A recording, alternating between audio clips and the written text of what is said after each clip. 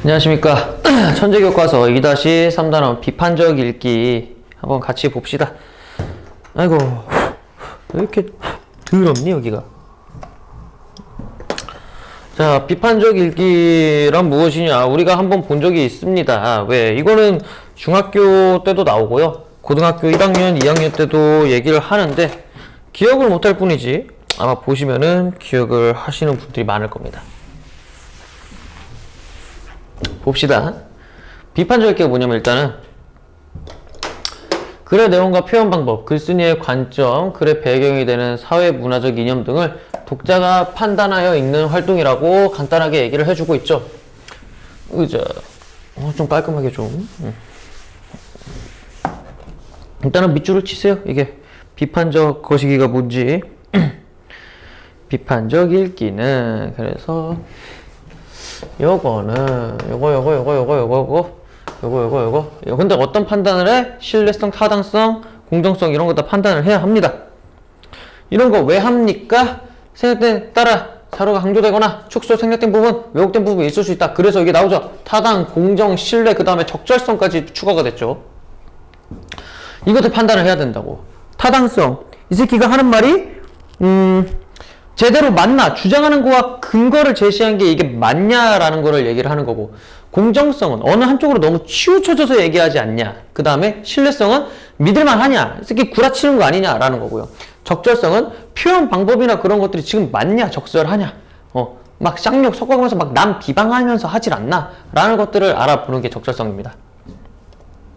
넘어가. 자, 봅시다. 글쓴이의 관점과 글의 내용 판단을 해봅시다.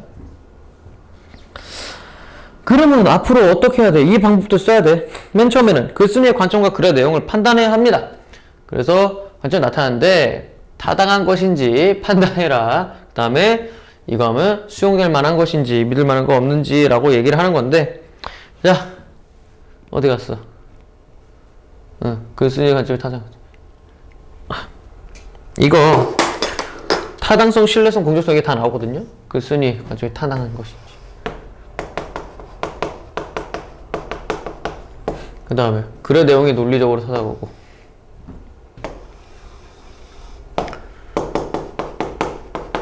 이거 타당성이고요. 정확하고 믿을 만한지, 이거 신뢰성이고요. 그 다음에 어느 한쪽에 치우치지 않고 공정하게 다뤄졌는지, 공정성이고요. 그 다음에 자료는 적합한가, 적절성입니다. 표현이 적절한지, 아니면 그 표현하고 있는 자료들, 이런 것들, 사례들 적절한지를 판단하래요. 이게 우리가 중학교, 고등학교 1학년 때 배웠던 비판적 읽기예요. 하지만 더 있겠죠. 고등학교 2학년이니까. 넘어가면, 이거 꼭 물 묻어있으면 이렇게 잘 안 되더라. 자, 보면은 글의 표현 방법을 판단하라는데요. 뭐 이거는 너무 잘 나온 거라서 전에도 나왔어요. 이거는 그냥 글의 표현 방법이 이거랑 이건지 뭐 똑같잖아요. 목적, 내용, 상황, 효과, 적인지 딱히 이건 중요한 게 없습니다. 넘어가세요. 좀 길죠?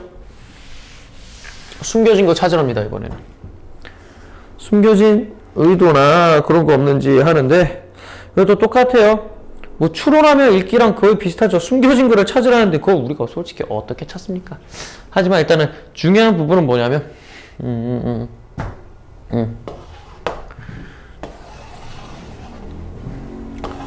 라고 해야 된다라고 합니다. 그냥 비판적으로 읽기는 뭐예요? 이런 것도 해야 된다라는 겁니다. 숨겨져 있는 사회 문화적 이념 같은 거를 우리가 끄집어내야 된다라는 거예요. 뭐 객관식으로 한두 개씩 나오기 때문에 계속 요 앞대가리에 있는 것도 내가 얘기를 해드리는 겁니다. 자, 본문으로 가세요. 의견 양극화와 생산적 논쟁이라는 지문을 볼 건데, 우리나라가 지금 이게 매우 심합니다. 정치적으로나 사회적으로나 뭐 아니면 도예요. 중간이 없어요. 중간이면은 빨리 정해 이렇게 하고 있고, 이게 왜 그렇게 됐냐라는 거를 본다면 이 글이 매우 잘 얘기를 해주고 있습니다. 우리나라가 이 꼬라지가 된 이유 여기 다 나와 있어요. 봅시다. 일단은 싫은 소리를 안 하려고, 싫은 소리를 안 들으려고 하다 보니까 이렇게 된 거예요. 싫은 소리 하면 꼰대라고 치부해버렸잖아요. 그러니까 남과 얘기를 안 하고 자기와 맞는 사람들하고 끼리끼리 뭉쳐다니는 게 그게 사회적으로 좀 더 오래되고 커지다 보니까 나중에는 상대를 이해를 하지 못하는 거죠. 근데 문제는 그 이해하지 못한 게 이제는 극과 극이 되어버렸습니다. 봅시다. 소제목이 나와 있네요. 논쟁에 대한 우리 사회의 시각. 그러면 이런 소제목은 왜 쓰는 걸까요?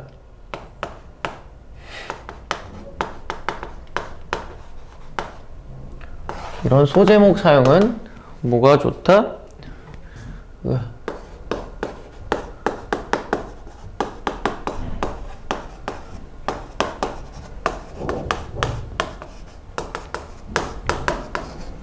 이어질 내용을 예고하고 글의 핵심을 제시합니다.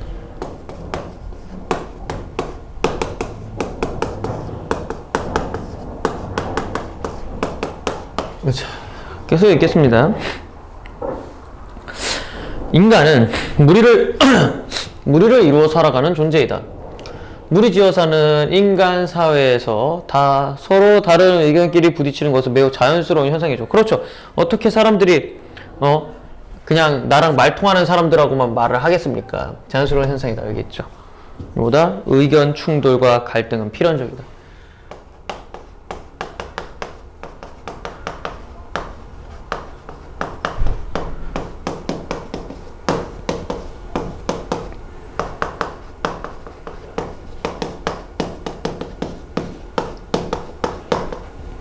따라서 갈등은 피하는 것이 능사가 아닙니다.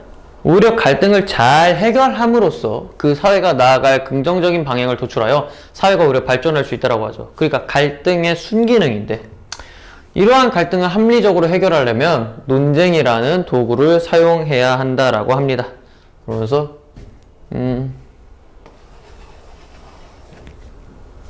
이게 뭐냐? 논쟁은 사회적 갈등을 합리적으로 해결하는 도구라는 거죠. 굳이 쓸 필요 없죠. 똑같은 말이니까.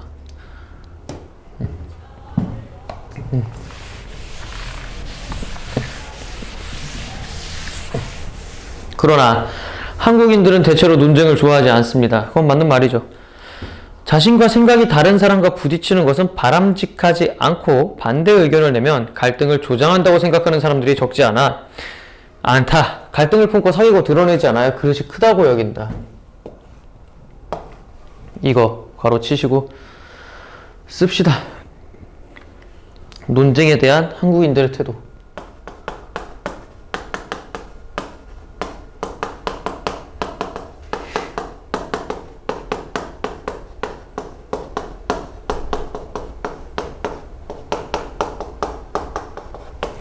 뭐다? 부정적임.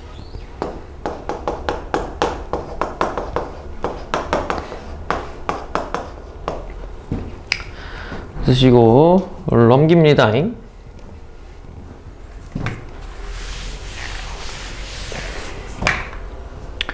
우리와 달리 미국이나 유럽 같은 서구인들에게 논쟁은 학습의 도구이자 삶의 방식이다. 고대 그리스에서 소크라테스와 고르기아스가 격렬한 논쟁을 통해 수사학의 정체성을 탐색했고, 소크라테스는 삼파법이라고 불리는 변증법적 대화를 통해 진리를 탐구했다. 오랜 역사를 지닌 서구의 정당들은 격렬한 토론을 통해 훌륭한 정책들을 탄생시켜왔고 공직 후보자들의 경쟁력을 감별해왔다라고 얘기하는데, 자, 여기서부터 쓰인 내용 전개 방식은 바로 예시입니다. 근데 어떤 예시예요? 서구인들의 논쟁을 대하는 방식이죠. 그래서 논쟁을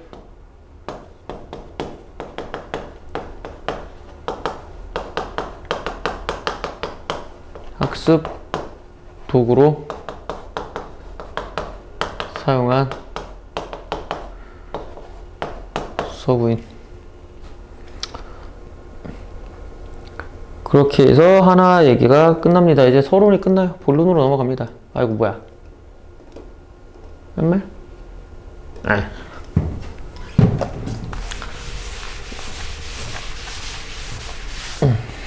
봅시다. 아유 등 간지러워. 갈등 해소를 위한 만남과 부딪힘. 좋은 논쟁이란 상호 부딪힘이 있는 논쟁을 뜻한다 라고 나와 있네요. 그러자면 논점이 팽배하게 부딪혀야 한다. 서로의 의견이 갈리는 부분에서 만나 마치 싸움터에서 장수들이 겨루듯 자신의 논리로 상대와 맞서 싸워야 한다라고 얘기를 하는 거죠. 그러니까 마치 싸움터에서 장수들이 겨루듯이란 표현은 뭡니까? 치열하게 이제 논쟁을 하는 것. 좋은 논쟁. 뭐라고 할까?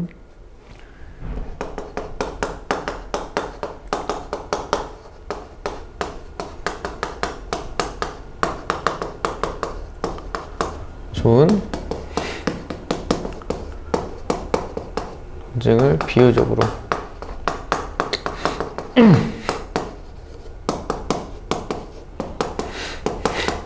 표현한 겁니다.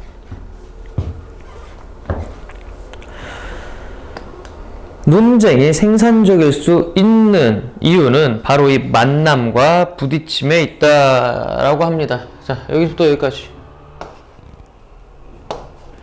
뭐냐면 이게 좋은 논쟁의 조건이죠.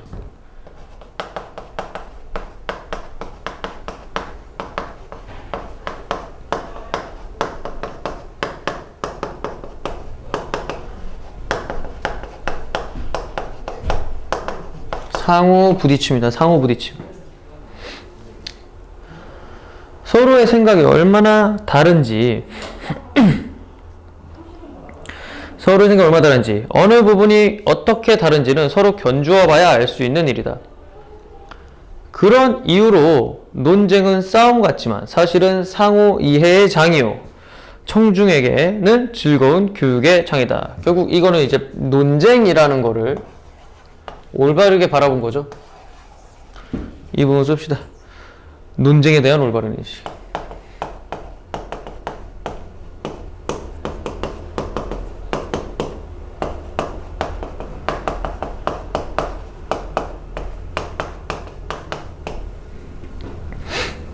서로 부딪히는 지점을 논쟁 용어로는 접점이라고 하는데, 접점은 또 뭐라고 얘기합니까?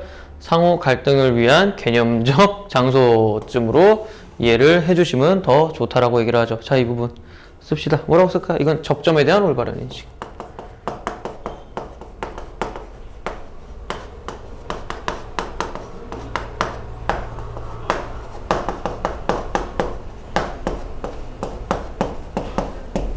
접점에 대한 올바른 인식입니다.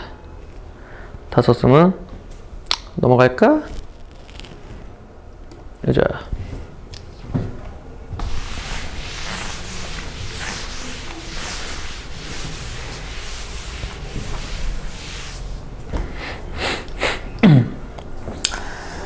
의견의 집단 편향과 양극화, 점점 더 멀어진다는 소리죠. 양쪽에서. 이러한 접점에서 만나지 않는 사람들, 그러니까 이제 누구냐면 논쟁을 피하거나 싫어하는 사람들을 얘기해요. 즉 다른 의견을 듣지 않는 사람들은 마치 메아리방에서 살듯, 뭔 소리야? 마치 메아리방에서 살듯. 그러니까 이것도 비유적인 표현이죠. 뭐 남의 말을 안 듣는 사람.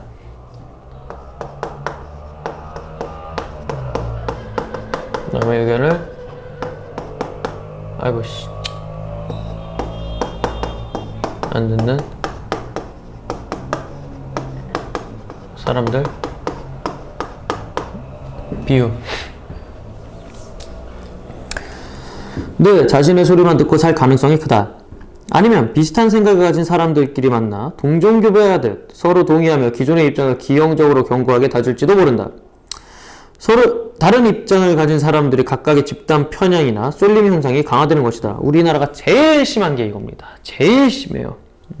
서로를 꼰대, 서로를 틀딱, 서로를 잼민이라고 부르면서 완전히 그냥 그거죠. 그래서 여기 강화되는 것이다. 괄호하고 입장이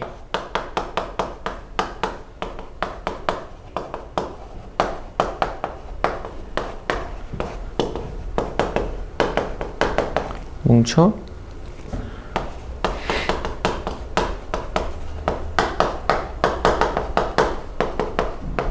말씀드리는 입장.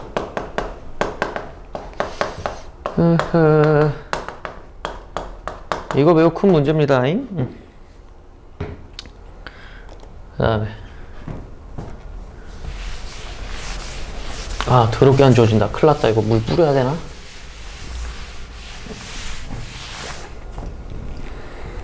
이러한 현상은 인터넷 시대에 들어 더욱 심화되고 있다. 나왔죠?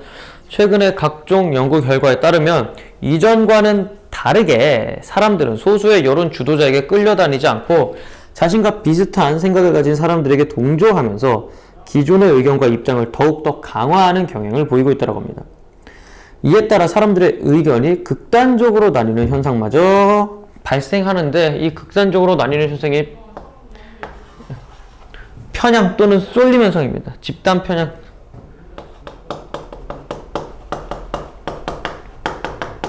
집단 편향 또는 집단 극화. 집단 극화가 뭐냐면 극과 극으로 이렇게 쫙 나뉜다는 거예요. 또 있네? 쏠림 현상까지 있네.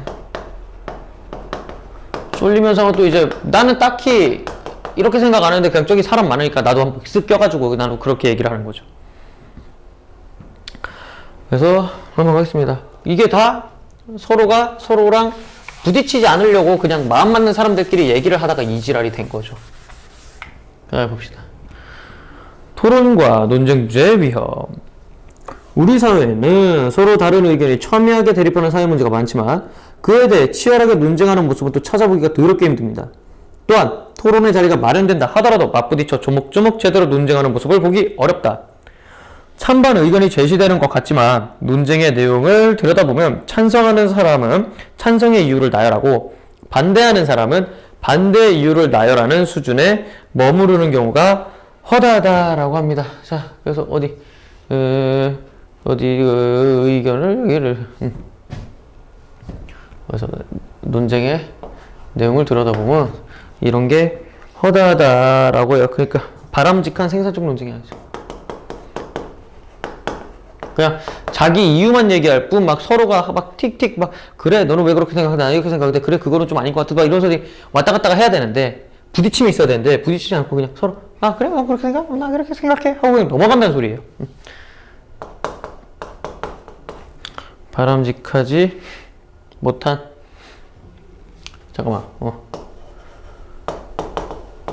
못한 논쟁. 그러니까 상호 부딪힘을 통한 그게 안 되는 거예요. 씁시다 그냥.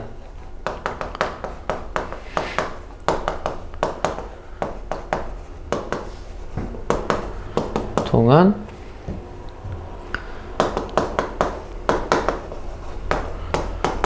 상호 이해와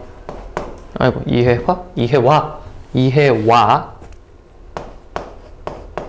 갈등 해소까지 이루어집니다.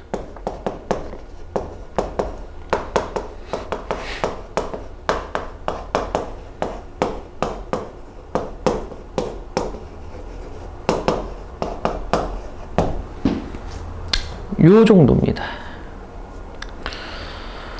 자, 거의 다 끝나갑니다. 이거 말고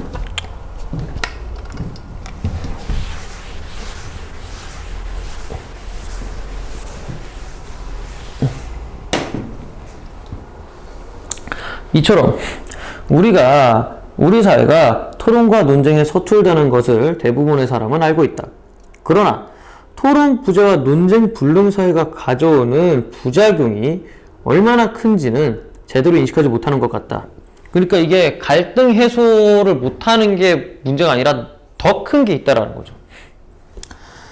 밀은 사회에서 널리 통용되는 의견이나 감정이 부리는 횡포, 그리고 그런 통설과 다른 생각과 습관을 가진 이견 제시자에게 사회가 법률적 제재 이외의 방법으로 윽박지르면서 통설을 행동지침으로 받아들이도록 강요하는 경향에 대해서도 대비를 해야 된다라고 했습니다. 이게 뭔 소리냐면요. 사회에서 이제 한 사람이 얘기하는 게 아니라 이제 그냥 뭔가 사회적 통념으로 넌 나빠 이렇게 하면 나빠 이렇게 하면 나빠요. 근데 이게 법률적으로 제재를 가할 수가 없는 거라고요. 그냥 사람들이 다 그렇게 생각하는데 그럼 그렇게 생각하는 사람들 다 때려 박을 거냐고. 결국에는 뭐가 되냐면 여기 아이고 씨 다수의 의견은 모든 사회 구성원이 강하고 조금이라도 다른 의견을 묵살해보면 사회의 위험성과 폭력성을 경계하는 말이다. 그러면 약간의 생각만 달라도 뭐가 되는 거야? 나가리가 되는 거야. 그게 뭔지 알아? 독재야. 독재가 돼버리는 겁니다. 그래서 이것도 아니야. 여기까지 그냥 밑줄을 다 치자. 여기까지. 그래서 토론의 부재가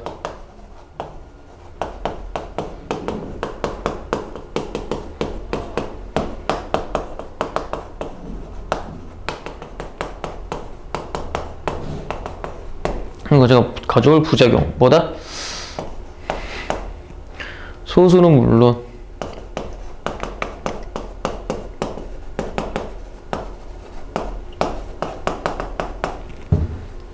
다수에게도 피해를 가져다 줌.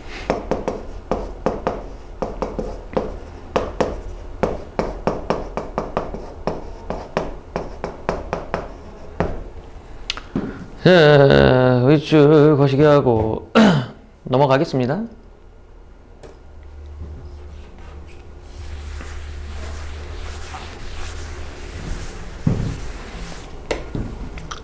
의견 스펙트럼의 중간층이 두꺼운 사회. 무릇 모든 소통이 그러하듯 논쟁의 출발점도 상대방의 입장을 듣는 데서 시작해야 한답니다. 상대방의 논리에서 허점을 찾아내고 상대방이 납득할 만한 이유를 제공하는 것이 논쟁의 규칙이다. 그러자면 어울리기 싫어도 생각이 다른 이들과 대화를 하고 그들의 입장을 받아들여야 한다라는데요. 일단은 이게 시작이겠죠. 당연히. 그러자면 어울리기 싫어도 생각이 다른 이들과 대화를 하고 그들의 입장을 들어야 한다. 여기까지 거시기 뭐야? 대화, 소통, 논쟁의 기본 존재.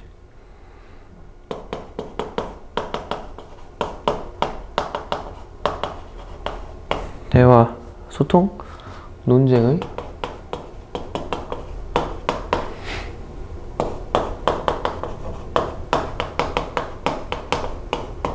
기본 전제입니다.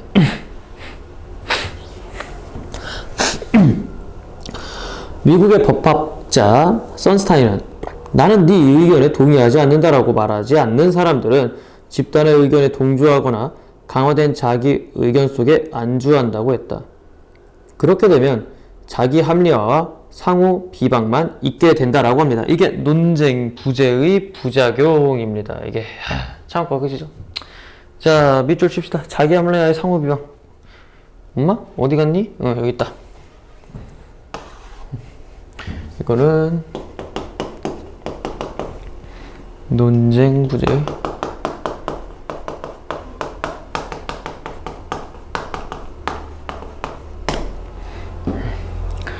그러니까 뭘 얘기를 해야지 이거 그냥 난 네 의견이 몰라 이거 안 해 그게 아니라 그래 네 말이 다 맞아 야 뭐 먹을래?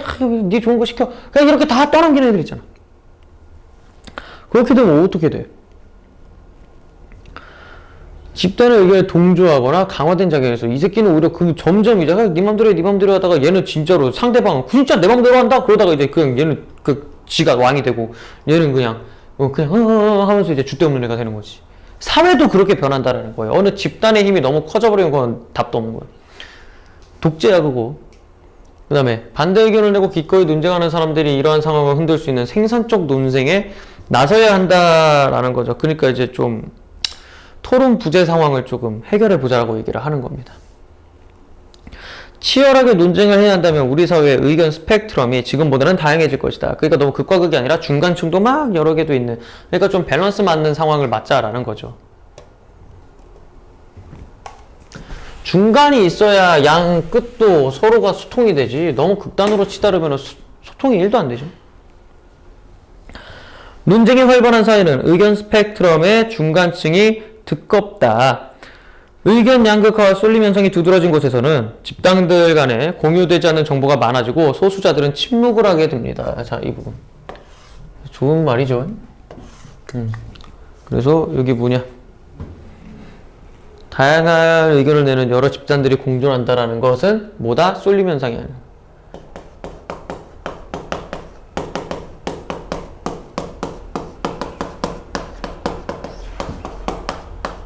다양한 의견을 내는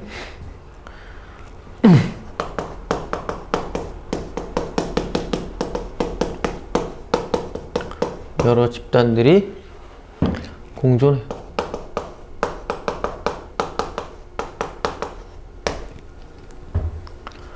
그 말은 즉슨 뭐랑 대조되는 거예요. 뭐야? 집단 편향이랑.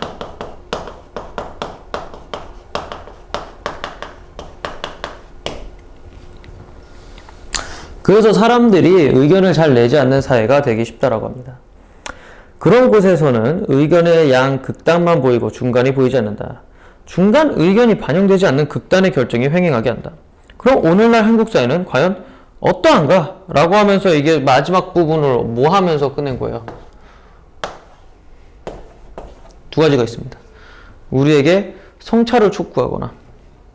왜 이런 질문을 했을까?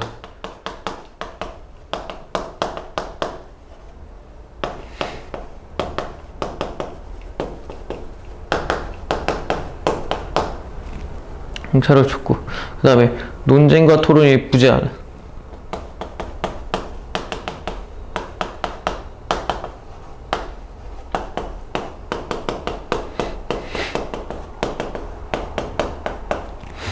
부재하는 한국 사회 변화 촉구.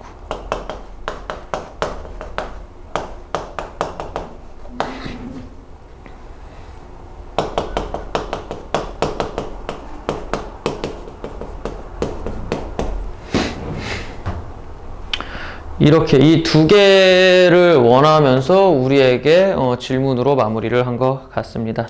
자, 질문은 여기까지입니다. 뭐 들으시면서 공감하시는 것도 있을 거고 아니면은 뭐 직접 우리가 지금 겪고 있는 사회 현상이기도 하기 때문에 아마 좀 더 쉽게 와닿지 않을까라고 생각을 합니다. 하지만 시험은 외워야 된다라는 거. 자, 수고하셨습니다. 문제 푸세요.